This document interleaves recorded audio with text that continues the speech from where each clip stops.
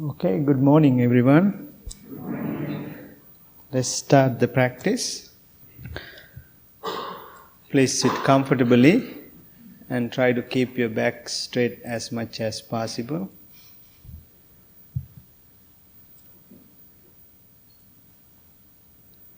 And take a few deep, long breaths. Breathe in through your nose and breathe out through your mouth. And try to relax your body. And gently close your eyes if you wish.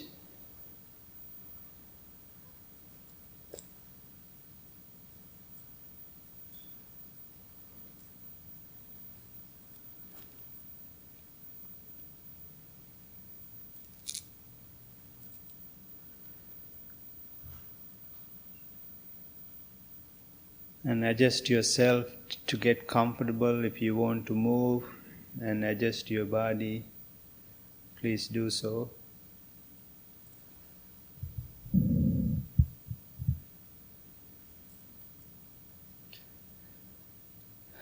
If you're having a hard time to get relaxed, think about the word relax and how you feel.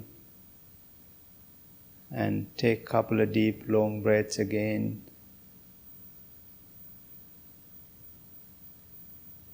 Settle your body and your mind.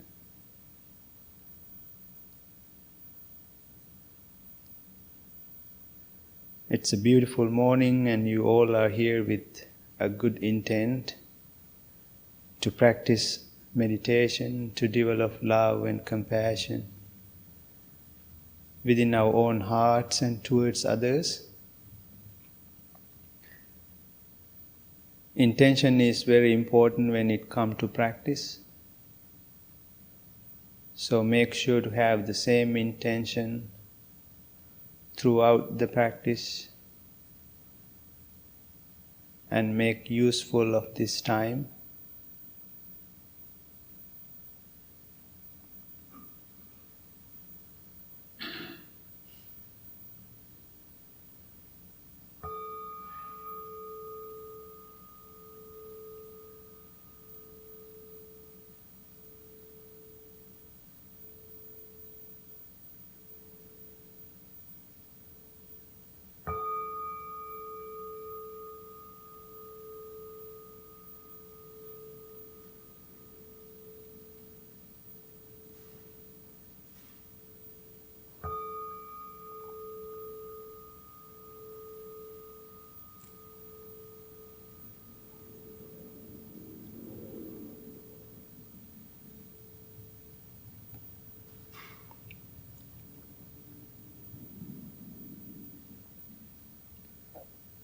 The foundation of our practice is loving kindness.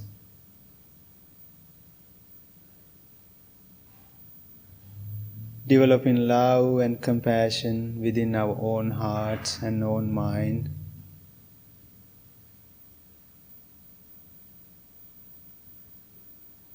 And send it towards others is very important. That's the foundation. But sometimes we have a difficulty of towards ourselves, building love towards ourselves. But once you feel and the love and compassion, the caring towards yourself, is easy to give it to someone else.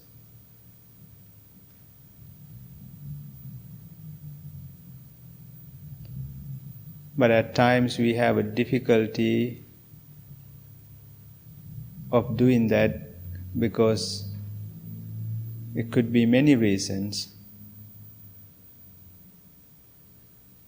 You might not like the way you look, or you might not like the way you think, way you feel, way you experience things, how you handle your practice.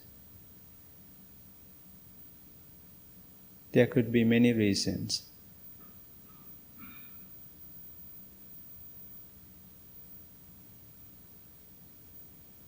But think about your body and your mind. Think about your own hearts. The things it does for you without asking anything back. Think about your lungs, your eyes, your ears.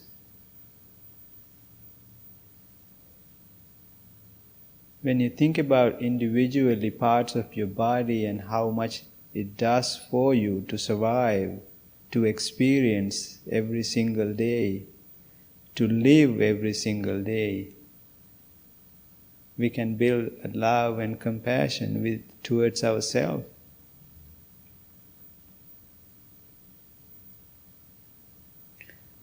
Once you build this love and compassion within yourself, it's like a picture frame.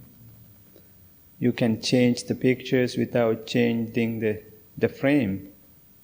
And you can add anybody into the frame. Even the people that you don't like, are hard to get along with. But it needs to start within yourself.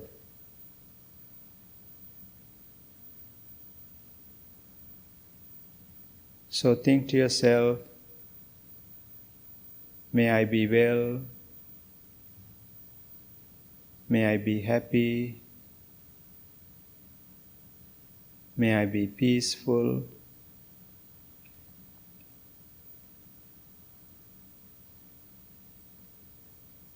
may I be well, may I be happy, may I be peaceful,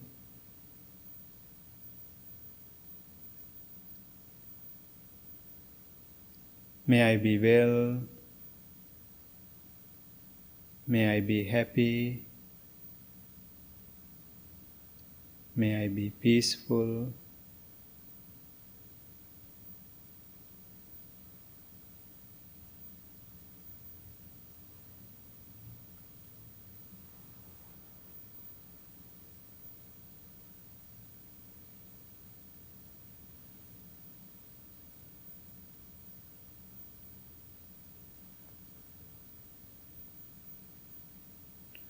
Now send your loving and kind thoughts towards your loved ones.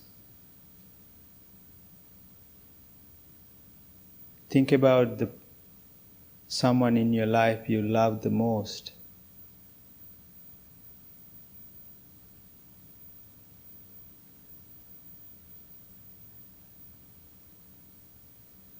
When you think about this person, you probably have a lot of memories come into your mind.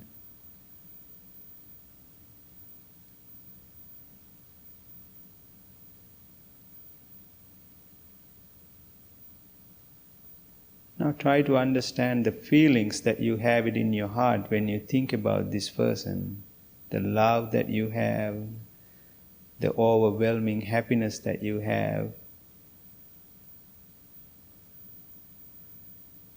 That's the love that we have to build within ourselves and towards others.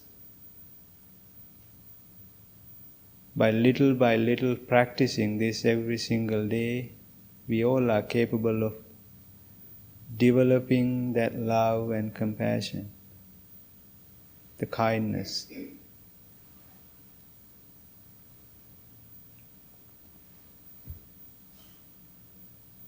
And send your loving and kind thoughts towards your family members, your loved ones, your parents, grandparents, children, husband, wife, partners. May all of my family members, loved ones be well, be happy, be peaceful.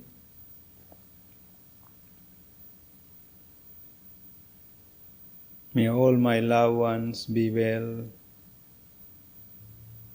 be happy,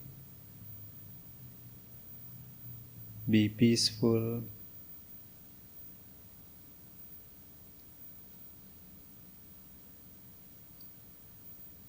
May all of my loved ones be well, be happy, be peaceful.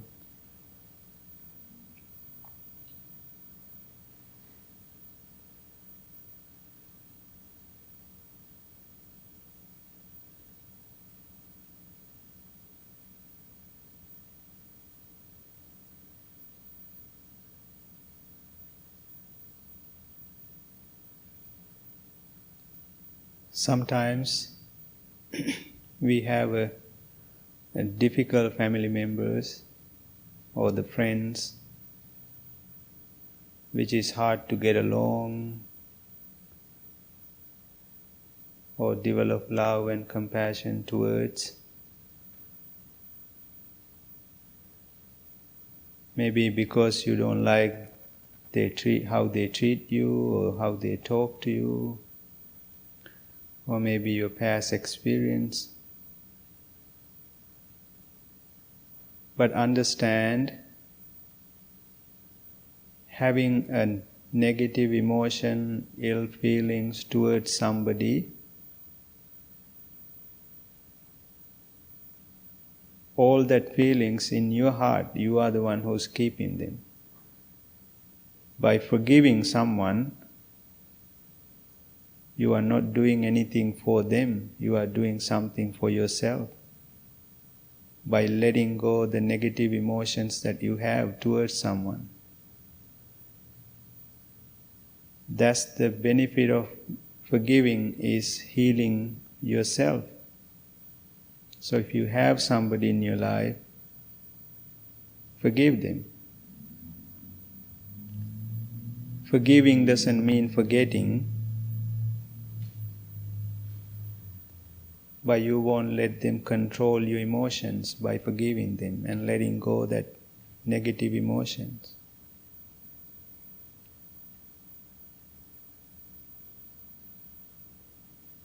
It's not easy to do at the beginning, but little by little you can start. If you have somebody in your life, send your loving and kind thoughts. May they be well. May they be happy. May they be peaceful.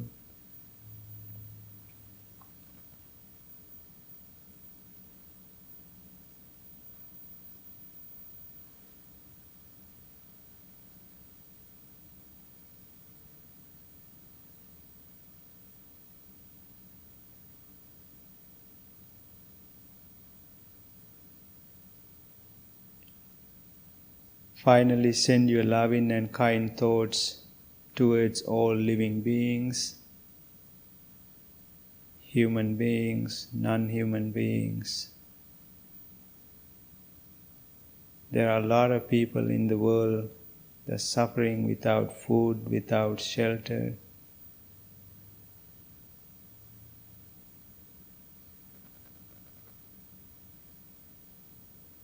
May all living beings be well, be happy, be peaceful.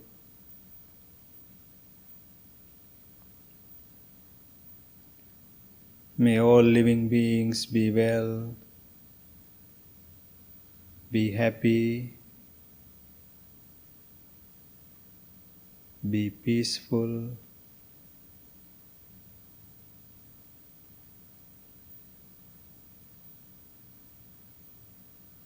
May all living beings be well,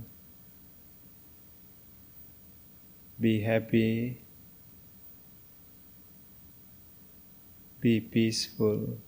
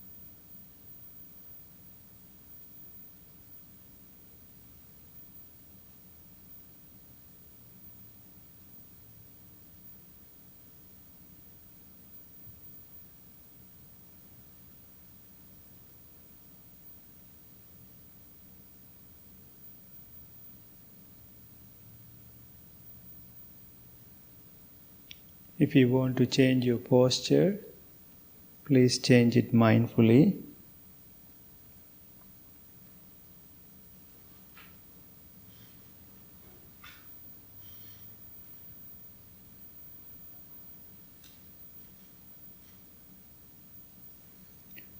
Now you all have built love and compassion within yourself and towards others, and your hearts and minds should be full of love and compassion and positive energies. With that great foundation, we can start our mindfulness practice.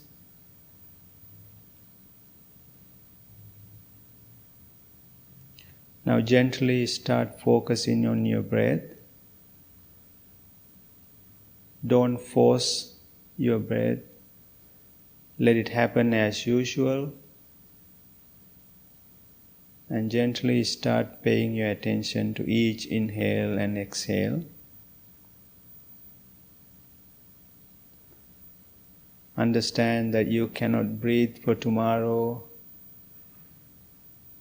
You cannot breathe for yesterday. You can only breathe for this moment, the present moment. And allow your inhale and exhale to keep you in the present moment.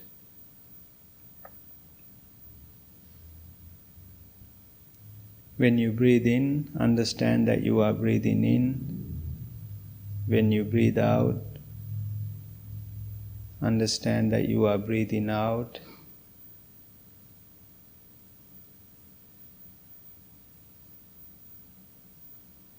When you pay attention to your breathe in and breathe out,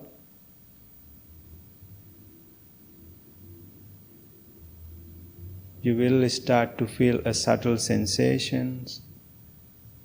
It could be on your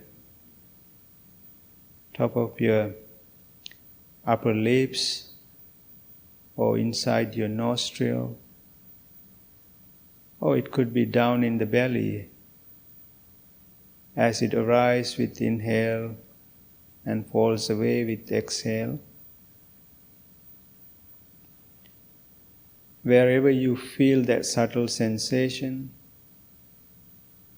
start to concentrate on that part of your body.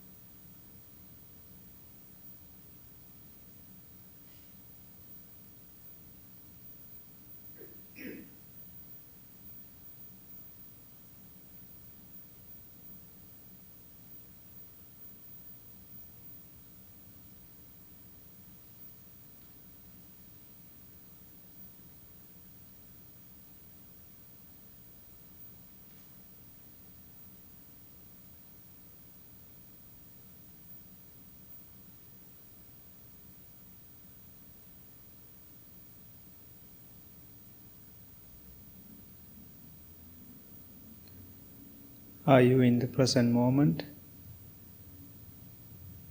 Or is your mind wandering? If you have a mind, it will wander. That's the nature of the mind. Each and every time your mind wandered away, understand and acknowledge that you've been distracted and gently bring your attention back to focusing on your breath. We cannot stop mind from having thoughts. Simply observe them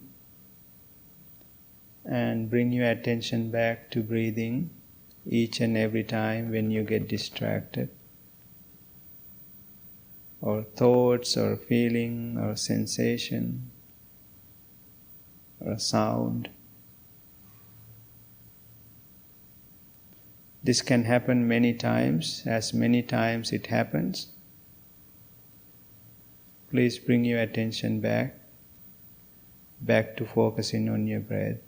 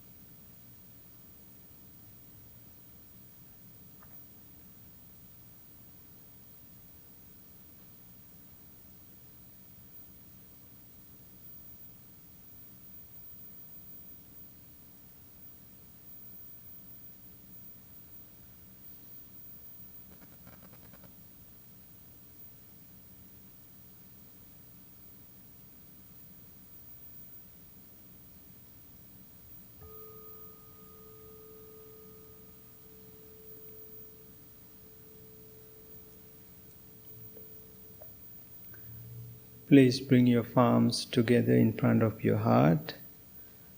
Make a strong determination to practice this meditation every day, even for a short time. May no harm come to you, may no difficulties come to you. May all of you be well, happy, and peaceful.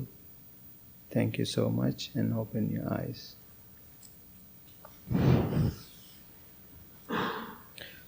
We can do our chanting. Start with page 4.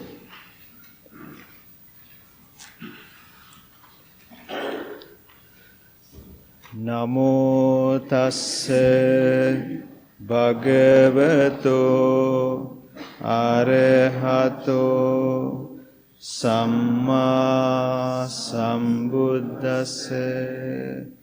Namo tassa bhagavato arahato samma sambuddhassa.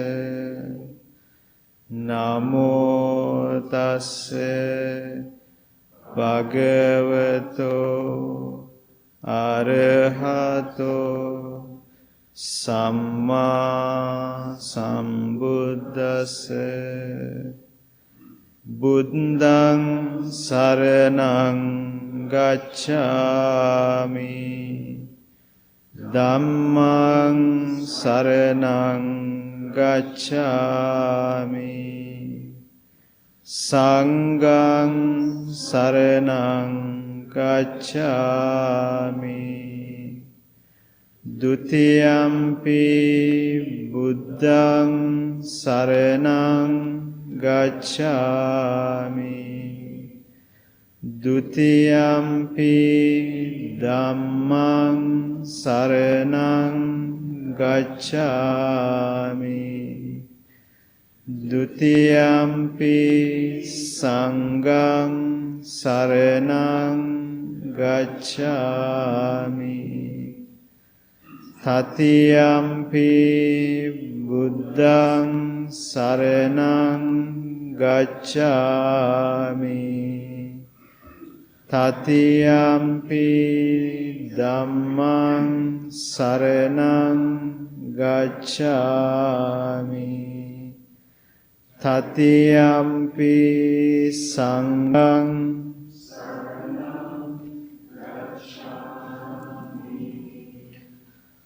anicca vata saṅkhārā uppada vaya dhammino upajjitva nirujjanti tesaṅ upasamo sukho. Sabbe sattha avera hontu. Sabbe sattha abhyapajja hontu. Sabbe sattha aniga hontu. Sabbe sattha sukhi attanaṃ pariharantu. Mano pubbangama dhamma mano setta manomaya.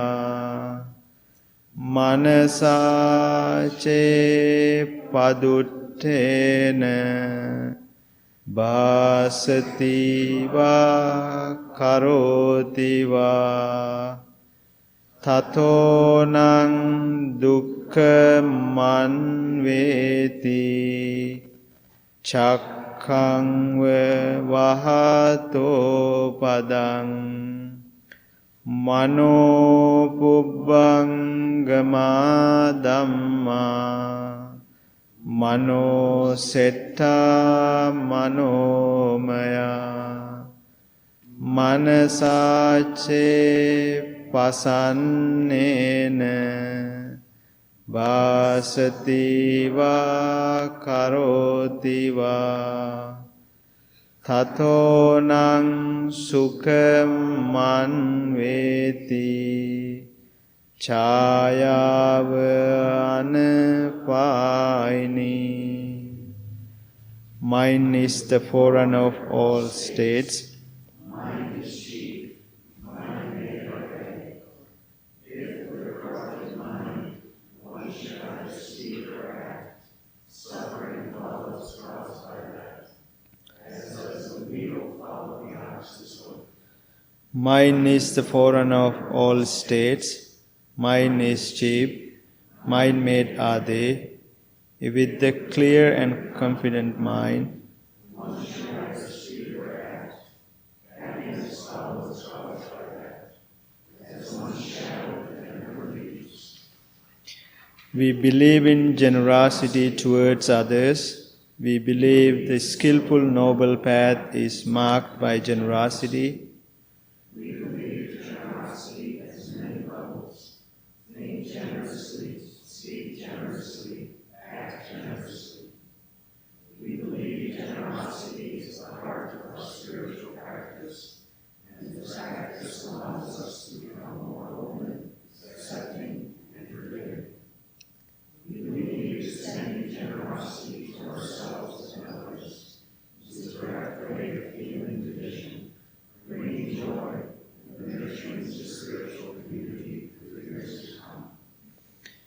May I become at all time, both now and forever, a protector for those who without protection, a guide for those who have lost their way, a ship for those with the ocean to cross, a sanctuary for those, a lamp for those without light, a place of refuge for those, and the servant for all need. By means of all material deeds, may I never join with unwise, only the wise, until the time I attain Nirvana. Good morning again. Did everybody have a good practice? Okay. Today our guest speaker is our dear friend Jim. And Jim, please enlighten us.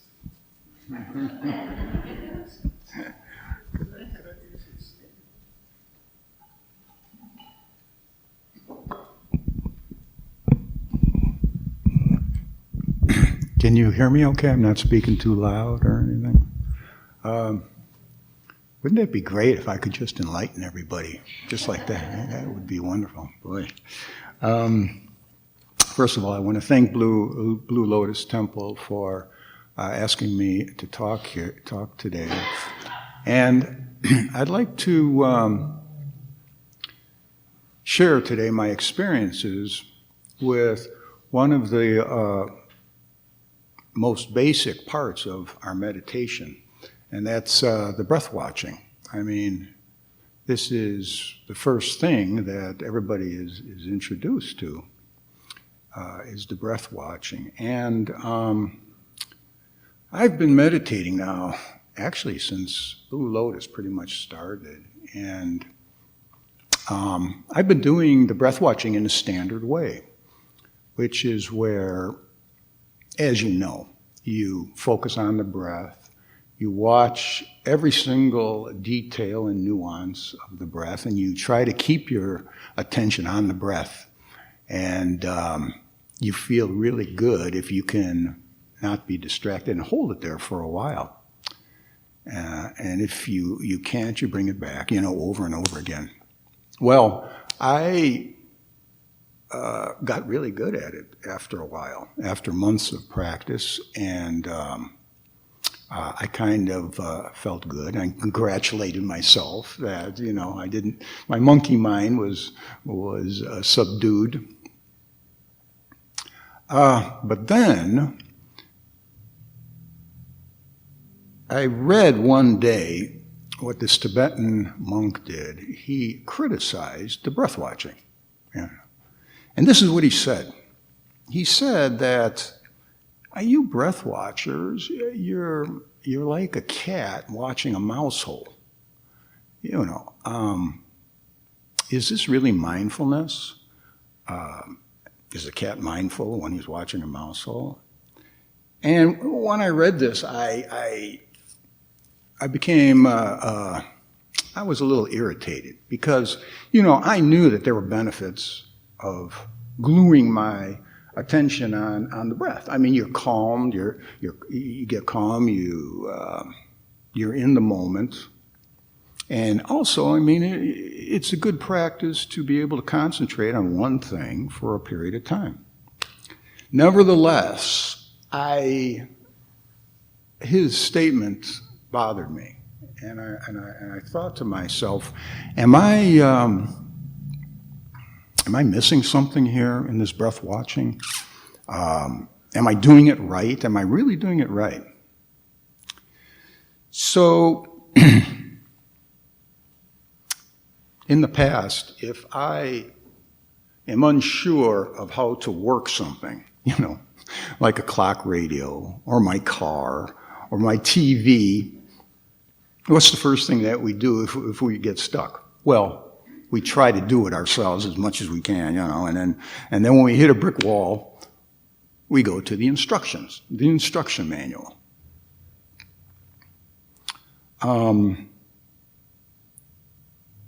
So I thought to myself, I'm going to go to the instruction manual, and I want the instruction manual that is written by the guy who invented this breath watching. Fortunately, there is such instructions by the guy who invented it, which is Siddhartha Gautama Buddha. And these instructions are in the form of suttas. Now, many of you know what a sutta is. It's basically the Buddhist scriptures. And they're recorded word for word, even though they couldn't write in those days. The monks went through a lot of trouble memorizing it and kept it going, through the decades, centuries. So I went to the Middle Discourses, which is a collection of the suttas. And by the way, these are available on the internet for free. I think I got mine for free, and I think they're still for free on the internet. And lo and behold, there's a sutta, number 118, which is entitled Mindfulness of Breathing. Appropriate life. So I thought, boy, this is exactly what I've been looking for.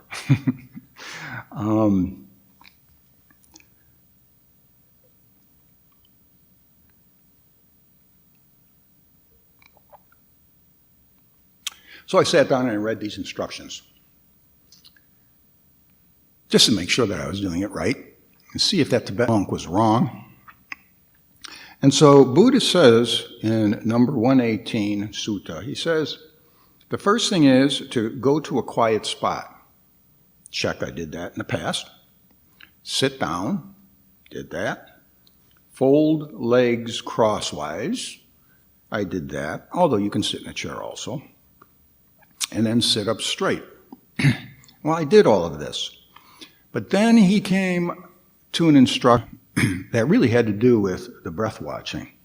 And this instruction really stopped me in my tracks. I was surprised about what he said. He said, he's giving instructions and telling us how he imagines a meditator should be doing this. He goes like this. He says, breathing in long, the meditator is aware, I am breathing in long. Now, the I am breathing in long is in quotation marks, as if the meditator is aware or thinking about this. And then he says, breathing in short, the meditator is aware, quote again, like the meditator's thinking this, I am breathing in short. How many of you have heard this sutta line? Few of you? Yeah. It's pretty famous. But what I noticed with this instruction is that when I watch the breath, I pretty much, all I do is watch the breath, keep my attention on it. And the word I is not in my breath-watching meditation. In other words, the Buddha's meditator is aware of the details of the breath, whether it's long or short, but he or she is also aware of themselves. So I believe that the breath meditation, according to Buddha, is less a breath-watching exercise, but more of a self-awareness, practicing self-awareness. Now, how important is self-awareness that Buddha may have placed such an emphasis on? How important is self-awareness? Well, here is, let's put an experience off the cushion by somebody in the form of Buddha's instruction. So here it is. Screaming at her child, the meditator is aware, quote, I am screaming at my child. In the first part of that instruction, screaming at her child, the meditator is aware. Screaming at her child, the meditator is on automatic pilot. She is not self-aware, So the question is, how self-aware are we in our lives? But this mother, she then, at a certain moment, she becomes self-aware, and she's aware that she is screaming at her child. Now she has some space to think about it, slow down, and rectify the situation to increase the happiness for herself and her child and decrease suffering. Now here's another one. Let's take the same experience and have this statement. About to scream at her child. The meditator is aware, quote, I am about to scream at my child. Now, being self-aware before she actually behaves in a negative way, again, this is even better. She can prevent this poor behavior. Now, here's an example of self-awareness that I use quite a bit, and that is rushing around stressfully. The meditator is aware, quote, I am rushing around stressfully. This gives me a chance to really slow down and not get stressed. I think that I mentioned automatic pilot before, and I think that off of the cushion, I'm looking at my own life now, that I really am pretty much, almost all the time, on automatic pilot. My brain will urge some behavior, and I just do it because it feels good, like binge watching Netflix, ruminating and worrying over something over and over again, checking my iPhone all the time, or walking in nature and having your mind miles away from the nature. I mean, we just do things pretty much automatically. Self-awareness allows us to stop and say, hey, what am I doing in this moment in my life? What this does is, of course, is clarifies your experiences in life, and that can't but help to increase the quality of your life. So I've been doing what Buddha suggested, I think he suggested, And when I meditate, I put my attention on the breath, just like I did before, but I also put my attention on myself. And now, maybe some people are thinking, well, you can't really put your attention on two things at the same time. But we do it all the time when we're conversing with somebody in an automobile while we're driving. You know, we have our attention on two things. I have been doing it. And because I've been doing it over and over on the cushion, I really believe that my self-awareness has increased over the years so that I stop myself a lot more than I used to and giving myself time to think. Now, I'm going to stop at this part of my talk and just ask, is there any questions about what I'm saying? Does everybody understand this perspective on breath watching? No question. Everybody kind of gets it? Okay, good. So that's the good news about self-awareness. There's some not so good news about self-awareness, though, too. You know, all of us are humans. We've got these giant prefrontal cortexes, very intelligent animals, so that we have this self-awareness, but what comes along with it is this awareness of our mortality, that we're going to die. And this creates all suffering, especially for older guys like me. There's another downside to self-awareness, and that's self-awareness can turn into self-consciousness. You know, where you say to yourself, "Oh, I'm too skinny. I'm too this or I'm too that." Too fearful, too old, etc.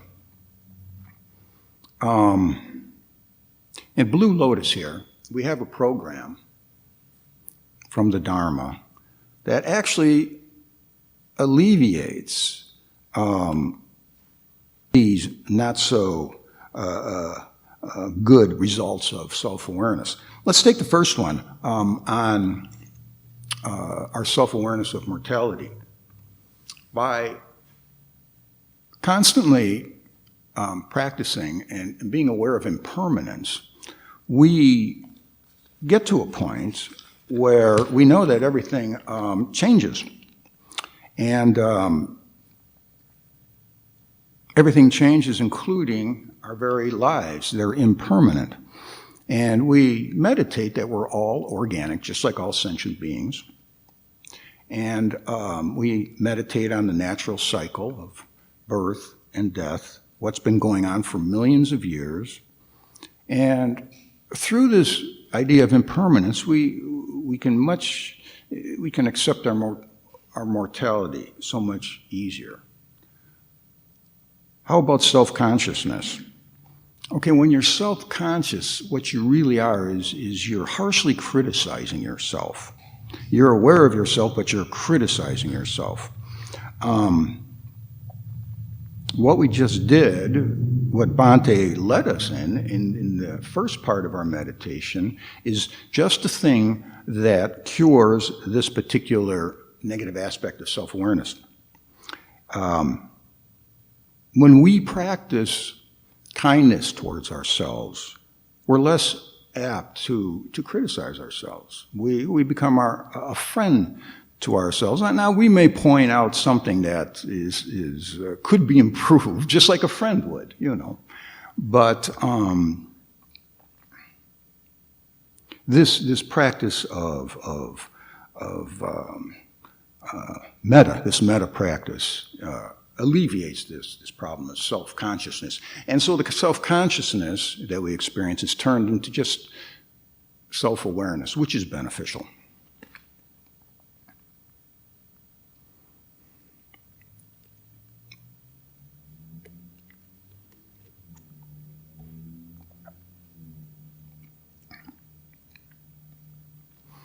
Okay, in conclusion here, this program, this Dharma about self-awareness, helps us to manage our minds. And the reason it's effective is because, I've often said this, our brains seem to have minds of their own. Isn't it true that you can catch yourself and think, oh, like my brain has its own agenda and it's pushing me to do something that's not really beneficial for me, like maybe immediate gratification, but it doesn't even think about down the road. And our emotions especially, they push us all over the place and overwhelm us.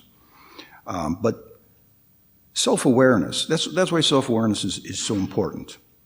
But the self-awareness, just like the emotions are a product of the brain, just like the desires and urges that push us, this self-awareness is also a product of the brain, which is interesting. It's almost as if it's an adaptation from evolution that causes the brain to double check itself, to have us make better decisions.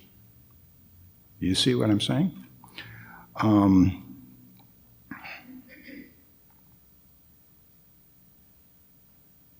So that's the end.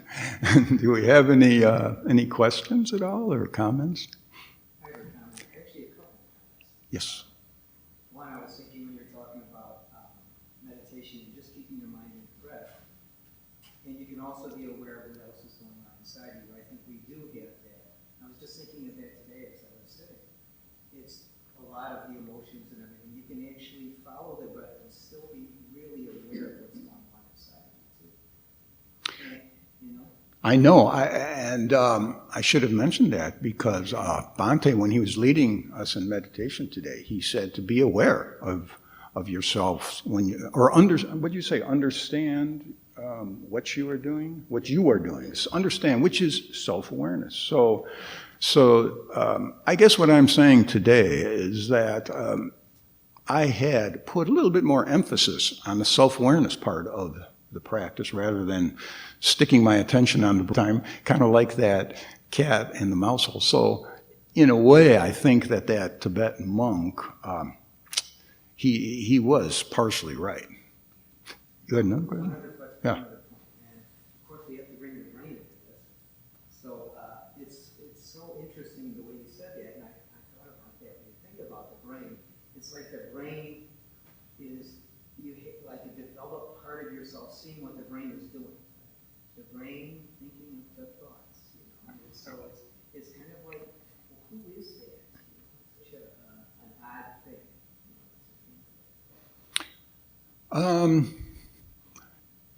I would say that, our brain is, even though I say that it urges us to do non-beneficial things, there's reason for that, which is probably another talk altogether, but really our brains are there for our own good. Just like any other organ. Anything else?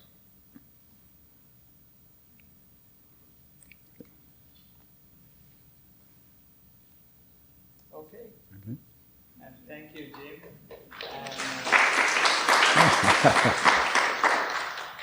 Is anybody new today?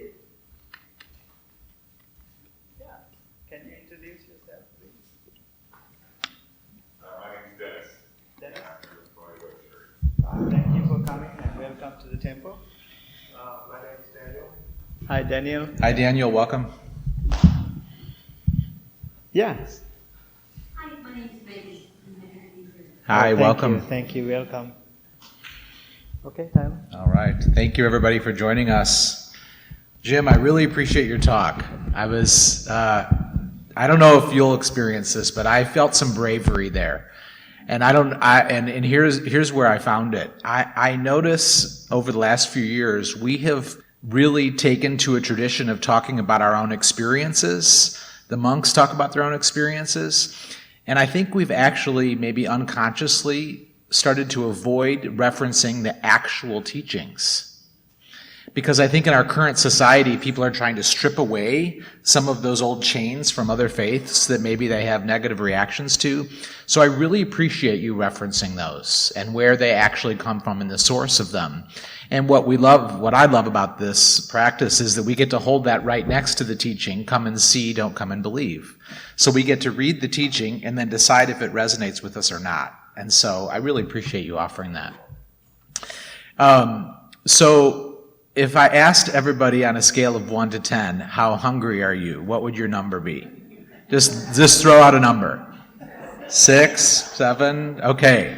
So anybody beyond a 5, please exit, grab your shoes and head over to the farmer's market, to the Blue Lotus Temple's booth where we're cooking amazing Sri Lankan food. This is our first foray into farmers marketing, and it's going good and bad, which is how all things go. So we're really grateful for the opportunity to serve the community. I think we're serving a bigger cause than we even realized, because we've noticed that in the process of giving people their food, we're invoking conversation, and we're starting to see those people show up here, which is really, really lovely. So it's just serving a dual purpose, which is really nice. Speaking of multiple roles, next weekend is the Pride Festival on the Woodstock Square, specifically on Sunday.